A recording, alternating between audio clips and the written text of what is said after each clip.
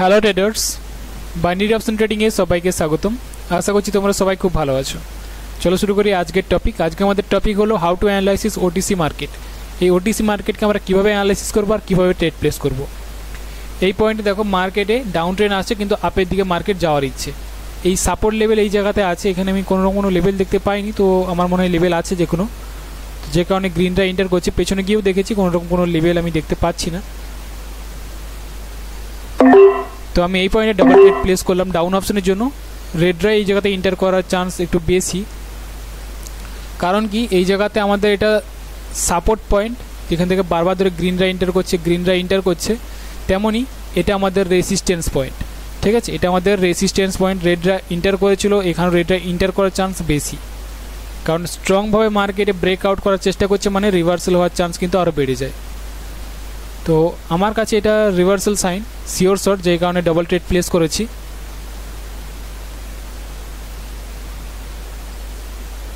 ওকে, দেখো এটা sure short বলেই আমি যেটা ডাবল ট্রেড প্লেস করলাম। তোমাদের কাছে শিওর শর্ট হবে না, তো ফিক্স অ্যামাউন্টে ট্রেড প্লেস করার চেষ্টা করো। তো এটা আমাদের সাপোর্ট পয়েন্ট ছিল, সাপোর্ট পয়েন্ট ব্রেকআউট করে এসছে, মার্কেটের রেসিস্ট্যান্স হিসেবে কাজ করছে। স্ট্রংভাবে ব্রেকআউট করে উপর দিকে মার্কেট যাওয়ার চেষ্টা, কিন্তু ব্রেকআউট করতে পারবে না, রিভার্সাল হবে। দেখতে পাচ্ছ রেডরা এন্টার করেছে। কেন করেছে তাহলে? কারণ এটা বললাম, এটা একটা স্ট্রং পয়েন্ট। মার্কেটে স্ট্রংভাবে যখনই ব্রেকআউট করার চেষ্টা করে রিভার্সাল করে, যে কারণে ডাউন অপশনের জন্য ট্রেড প্লেস। আর এমটি আমরা সবাই জানি যে বিগ ক্যান্ডেলস্টিক একটা কি রিভার্সাল সাইন। বেশিরভাগ সময় বড় ক্যান্ডেলস্টিক আমাদের কি করে, রিভার্সালের ইঙ্গিত দেয়, মানে মার্কেটকে রিভার্স করে দেয়, যে কারণে ডাউন অপশনের জন্য ট্রেড প্লেস।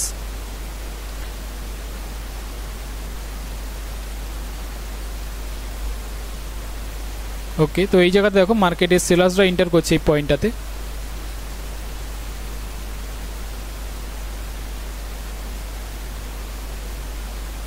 ওকে, দেখবো এই ক্যান্ডেলস্টিক মার্কেটে কীভাবে ক্লোজ দেয়। আমি এটা লাস্ট ট্রেড করবো এই জায়গাতে। তো আমি এই পয়েন্টে হায়ার অপশনেও ট্রেড প্লেস করেছি। মার্কেটে যেমনটা বললাম, এই রেসিস্ট্যান্স লেভেলের কারণে রেডরা এন্টার করছে, কিন্তু মার্কেটে উপর দিকে যেতে চাই।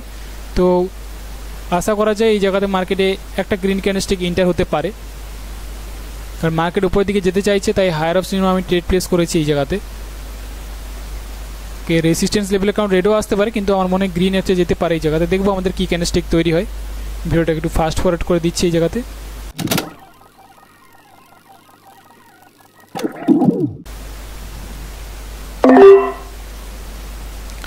ঠিক আছে, তো আমার এই পয়েন্টে একটা ট্রেড লস হয়ে গেছে। আমি আপের জন্য করেছিলাম, কিন্তু গ্রিনরা এন্টার করলো না, মার্কেটের রেডরা এন্টার করে এসছে। রেসিস্ট্যান্স লেভেলের কারণে প্রেসার দিয়ে হয়তো সেলার্সরা আবার এন্টার করেছে। তো আমি এই পয়েন্টে ডাউন অপশনেও ট্রেড প্লেস করছি, কারণ আমাদের নেক্সট লেভেল এই জায়গাতে আছে নিচে। তো আশা করবো এই লেভেল পর্যন্ত মার্কেট আসার চেষ্টা করবে। যেমনটা দেখতে পাচ্ছ এই লেভেল পর্যন্ত মার্কেট আসছে প্রেসার দিয়ে। এই জায়গা থেকে দেখতে পাচ্ছিল মার্কেটে গ্রিনরা এন্টার করেছিল, তো মার্কেটে রেসিস্ট্যান্স লেভেল কারণে রেডরা এন্টার করছে, তো অ্যাটলিস্ট এই লেভেলটা পর্যন্ত আসবে, তারপরে হয়তো মার্কেটে গ্রিনরা আবার এন্টার করতে পারে। তো আমরা কি দেখতে পাচ্ছি বিশেষ করে এই পয়েন্টে, তাহলে মার্কেটে হচ্ছে কি রেঞ্জিং।